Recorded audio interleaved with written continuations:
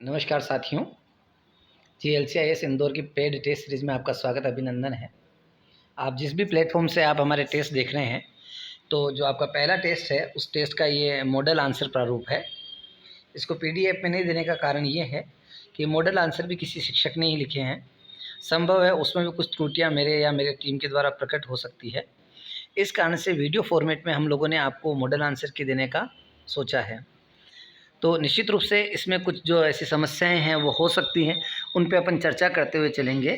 और ये आंसर जो लिखे गए हैं ये किस प्रकार के हैं, किस तरह से आप लोगों को हैंडल करते हैं, वो आप ध्यान रखिएगा थोड़ा सा। आइए शुरू करते हैं अपन मॉडल आंसर को। पहला आंसर इन्होंने जो लिखा है राखी गढ़ी, ठीक है। सिंधु सभ्यता भारत में खोजा गया सबसे बड़ा स्थल। अब सबसे प्यारी बात आप देखिए, इन्होंने केवल 4-5 शब्दों में अपनी बात को बहुत अच्छे से कह दिया। सिंधु सभ्यता स्थल भारत में सबसे बड़ा, मतलब बिल्कुल शब्दों की सीमा देखिए और दो बड़ी इंपॉर्टेंट बात कह दी। स्थिति सरस्वती तथा दंशवती नदी क्षेत्र हरियाणा, ठीक है।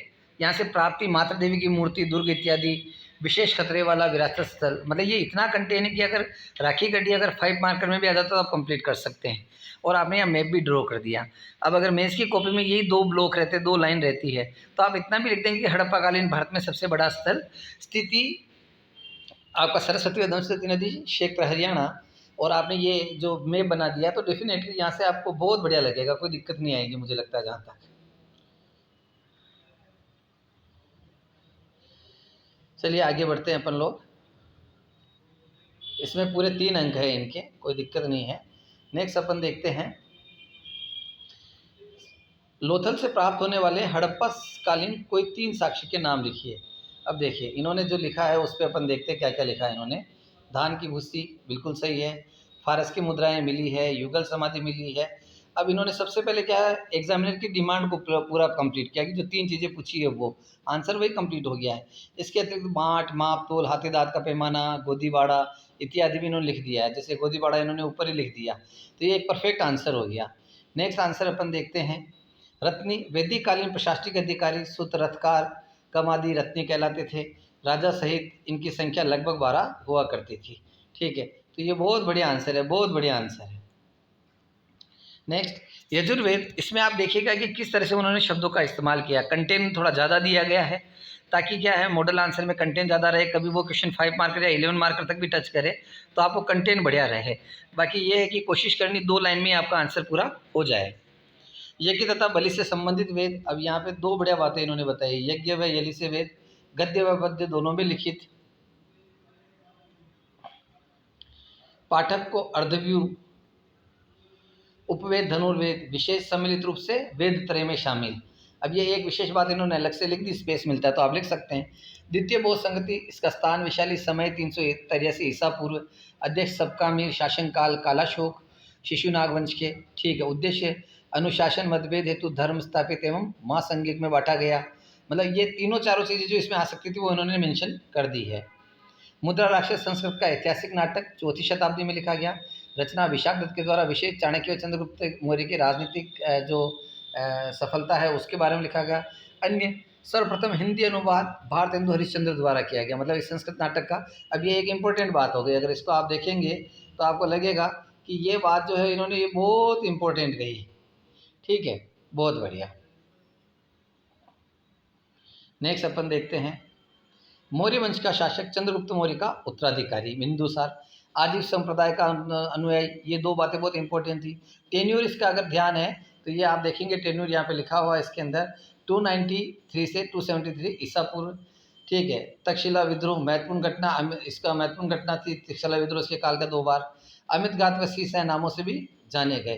तो बहुत शानदार आंसर लिखा है। कंटेंट ज़्यादा है, आप बार बार दोहरा रहा हूँ, 2 लाइन में ही आपको अपना आंसर करना है। नेक्स्ट अपन लोग देखते हैं, मिनेंडर, ये इंडो यूनानी शासक जो बौद्ध अनुयायी था, न्यायप्रिय राजा व दार्शनिक। मतलब पहली लाइन में इन्होंने पूर्ण आंसर लिख दिया है, इस लाइन के ऊपर भी 3 अंक दिए जा सकते हैं। साम्राज्य विस्तार, पूर्व में मथुरा था, दक्षिण में भड़ूस तक इसका साम्राज्य, मतलब गुजरात से लेके यूपी तक का जो थोड़ा भाग है वो। इसे एशिया का संरक्षक भी कहा जाता है। ये एक इंपॉर्टेंट बात है जो नॉर्मली बच्चा कहीं पे भी नहीं पढ़ता है, ठीक है। तो ये एक बहुत बढ़िया बात इन्होंने लिखी। अब यहाँ से जितना कंटेंट आपको याद रह जाए उसको आपको 2 लाइन में प्रेजेंट करना है। डेफिनेटली आपको जो मॉडल आंसर है उससे बढ़िया लग रहा होगा। मूर्ति निर्माण की प्राचीन भारतीय कला शैली जो आपके गांधार शैली है, विशेषता यथार्थवादी चित्रण, बुद्ध मूर्तियों की प्रधानता, इंडो ग्रीक से सर्वाधिक विकास कनिष्क के काल में। तो ये जो बात है, ये लाइन थोड़ी सी ऊपर आनी चाहिए कि कुषाण वंशीय कनिष्क के शासन काल में मूर्ति निर्माण की इंडो ग्रीक प्राचीन भारतीय कला शैली, विशेषता यथार्थवादी चित्रण, बुद्ध मूर्तियों की प्रधानता। इस तरीके से इस आंसर का निरूपण होता तो शायद इनको 3 अंक मिलते, इसमें अगर दिया जाए तो 2 ही दिए जा सकते हैं। शुंग वंश, प्रथम ब्राह्मण साम्राज्य 187 से 75। अब ये किसी ने लाइन नहीं लिखी, जितने भी टेस्ट मैंने चेक किए लगभग 150 के आसपास, उसमें यही ये एक आंसर लाइन जो है मुझे मिली है। ठीक है, तो ये एक इंपॉर्टेंट बात हो गई, मगध पे शासन किया, संस्थापक पश्चिमी अंतिम शासक। ये 2 लाइन में इसका आंसर आपका कंप्लीट हो गया। ठीक है, अब भारत को देन, गरुड़ स्तंभ, भरूच स्तूप, संस्कृत, ये सारी बातें लिख सकते हैं। अब ये कितनी बढ़िया बात इन्होंने लिखी है। अब यहाँ से आप 5 मार्कर आंसर को भी करना चाहे तो कर सकते हैं। नेक्स्ट देख लेते हैं अपन लोग। अभी तक अगर आप लोगों ने हमारी टेस्ट सीरीज परचेज नहीं करी है और यूट्यूब पे अगर आप ये वीडियो देख रहे हैं तो 499 में ये टेस्ट सीरीज नहीं, ये केवल हमारे क्वेश्चन बैंक का ऐड लगा हुआ है। इस क्वेश्चन बैंक को आप पर्सनली देखकर आप तैयार कर सकते हैं, बेस्ट है। आप ये मान के चलिए कि बच्चों में इतना लोकप्रिय हो रहा है ये कि सबसे ज़्यादा ट्रेंडिंग चल रहा है कोर्स अभी ये पूरे एमपी में, ना केवल अपनी एप्लीकेशन पे और जितनी भी एप्लीकेशन उस पर। इसमें सबसे पहले हम लोगों ने आपको इसमें क्या दिया है, जो आपका टॉपिक वाइज टेस्ट है वो दिया है। मतलब टॉपिक वाइज जो क्वेश्चन बैंक बन सकते हैं, जितने क्वेश्चन, जैसे इंडस वैली से कितने क्वेश्चन बन सकते हैं, 50 वर्ड्स 11 मार्कर। 1990 से 2020 तक एमपीपीएससी में आए हुए प्रश्नों को शामिल किया है। फिर यूनिट वाइज भी क्वेश्चन बैंक दिया है। हर पार्ट, जैसे जो पेपर 1 से 3 तक जो पार्ट दिए गए, तो प्रत्येक के पार्ट के 3-3 टेस्ट भी हमने इसमें डाले हैं सेल्फ करने के लिए। Full length 3-3 full length test भी हम इसमें अपलोड करवाएंगे और ये डेली रिफ्रेश एकदम बिल्कुल रोज़ एग्जैक्टली बना के 4-4 5-5 क्वेश्चन बैंक हम लोग अपलोड करते हैं। ऐसा नहीं है कि पुराना बना के रख दिया, डेली अपडेटेड आपको वहाँ पे मिल रहा है। 15 अगस्त तक पूरा क्वेश्चन बैंक कंप्लीट हो जाएगा। आप डेली 1-2 क्वेश्चन बैंक भी अभी से लिखते हुए रोज़ कंप्लीट करते हुए चलते हैं तो 2 महीने बाद विश्वास मानिए आपको किसी भी नोट्स, किसी भी कंटेंट पे डिपेंड नहीं होना पड़ेगा। आपका खुद का सेल्फ पर्सनलाइज्ड कंटेंट होगा और वो भी एग्जाम की डिमांड एंड सप्लाई रूल में। अब वो युग चला गया जब आप खुद नोट्स बनाएं।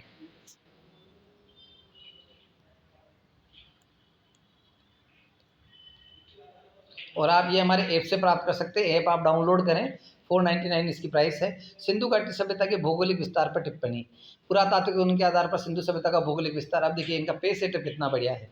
उत्तर से दक्षिण 1400 किलोमीटर ये विस्तार बता दिया। उत्तरी और पश्चिमी और दक्षिणी स्थल इन्होंने बता दिए। यहाँ पे त्रिभुजाकार क्षेत्र बना दिया। हालांकि ड्राइंग जो है वो थोड़ी सही नहीं हुई है, मुझे जहाँ तक लगता है ड्राइंग थोड़ी इस तरीके से होनी थी ये ठीक है। और सुतको गेंडर, हालांकि इसमें फिर भी औसत 3 अंक की मिलने चाहिए। अब अगला, वैदिक काल में राजनीतिक व्यवस्था। वैदिक काल में राजतंत्रात्मक शासन व्यवस्था थी जो इस प्रकार है। ठीक है, राजतंत्रात्मक तो भी थी, वह गणतंत्रात्मक भी थी, दोनों बातें ऐड की जा सकती थी यहाँ पे, क्योंकि दोनों प्रकार के जो उल्लेख है वहाँ पे दिखते हैं अपने को वैदिक काल में, क्योंकि उन्होंने केवल उत्तर वैदिक नहीं लिखा है। राजा कबीले का प्रधान था, पद आनुवांशिक था, समिति की सलाह पर कार्य करता था। ये बात बिल्कुल सही लिखी है इन्होंने कि भाई ये ठीक था, पद आनुवांशिक। और बाद में जब गणतंत्र आए तो वो भी आने लग गया इसमें। सभा वरिष्ठता, शिक्षित वर्ग का प्रभुत्व, समिति प्रत्येक वर्ग का प्रतिनिधि जो सलाहकारी था। विदत, सबसे प्राचीन संस्था, इसमें वृद्ध व विद्वानों की सहभागिता थी। अन्य पुरोहित, सेनानी, वज्रपति तथा ग्रामीणों का भी सहयोग था। स्पष्ट शासन व्यवस्था, लोकप्रिय राजतंत्र वाली थी। मतलब बहुत बड़ा क्वेश्चन लिखा है इसमें, 3.5-4 अंक तक आंसर नंबर आ सकते हैं। अगला आंसर अपन देखते हैं इनका। अभी तक अगर आपने हमारा ऐप डाउनलोड नहीं किया है और GLCIS की टेस्ट सीरीज अगर ज्वाइन नहीं की है तो अभी आप ज्वाइन करें, बेस्ट टेस्ट सीरीज़ है। इसके लिए आप मुझे 9907708855 इस कॉपी के पेज पे भी नंबर दिखेंगे, वहाँ पे आप मेरे को व्हाट्सअप कर सकते हैं। ठीक है, ऐप से परचेज कर सकते हैं। और कोई डाउट रहे तो आप डेफिनेटली व्हाट्सअप करके पहले मालूम कर ले, कॉल नहीं करें सीधा। जैन व बौद्ध धर्म के उदय के कारण, अब ये बहुत बढ़िया फॉर्मेट हो गया। जैन व बौद्ध धर्म के उदय के कारण, इनके देखिए आप, धार्मिक क्रांति के रूप में आए, उद्भव धार्मिक उत्पत्ति का वातावरण, ब्राह्मणवादी व्यवस्था से असंतुष्ट, तरीका देखिए, जैन व बौद्ध धर्म के आदर्श, इन चीज़ों ने लोगों को क्या किया, प्रभावित किया। ठीक है, धर्म में समानता का भाव।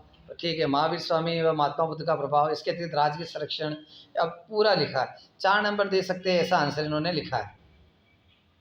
मगध के शक्तिशाली साम्राज्य के रूप में उभरने का कारण बताइए।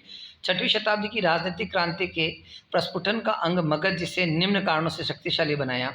जैसे अब देखिए आंसर का पैटर्न देखिए आप, कितना बेस्ट लिखा है। ये GLCIS के मॉडल आंसर है जो बिल्कुल हैंड रिटन है और डेफिनेटली आप लोगों को पसंद भी आएंगे। भौगोलिक स्थिति, शक्तिशाली बनाया। ठीक है, आर्थिक स्थिति, राजनीतिक स्थिति, मतलब जितने भी फीचर्स आ सकते हैं वो सारे इन्होंने यहाँ लेने की कोशिश करी। सैन्य स्थिति, ठीक है, सारी जो चीज़ें जितने 5 अंक में एक बच्चा कर सकता है उतना किया है। सिकंदर के आक्रमण पर एक संक्षिप्त टिप्पणी लिखिए। मकदूनिया का शासक सिकंदर। अब सबसे पहले रेफरेंस बताया कि सिकंदर हु वो सिकंदर, मकदूनिया का शासक सिकंदर जिसका भारत पर आक्रमण इस प्रकार था। आक्रमण का कारण भारत का वैभव, धन संपदा, यूनानी आकर्षण था जो, ठीक है, सिकंदर का विश्व विजेता का कारण। आक्रमण के परिणाम यूनान और भारत के मध्य प्रत्यक्ष आर्थिक संपर्क हुआ। भारत में गांधार शैली का विकास हुआ। व्यापार के तत्काल सुविधा मिली। भारत को दिन सिकंदर के इतिहासकारों द्वारा तकनीकी तत्कालिक भारत की सामाजिक आर्थिक सती प्रथा, गरीब जैसे विषयों को समझा गया, मतलब वो चीज़ें, ठीक है। निष्कर्षतः सिकंदर आक्रमण में अप्रत्यक्ष तौर पर भारतीय एकता को प्रोत्साहित किया।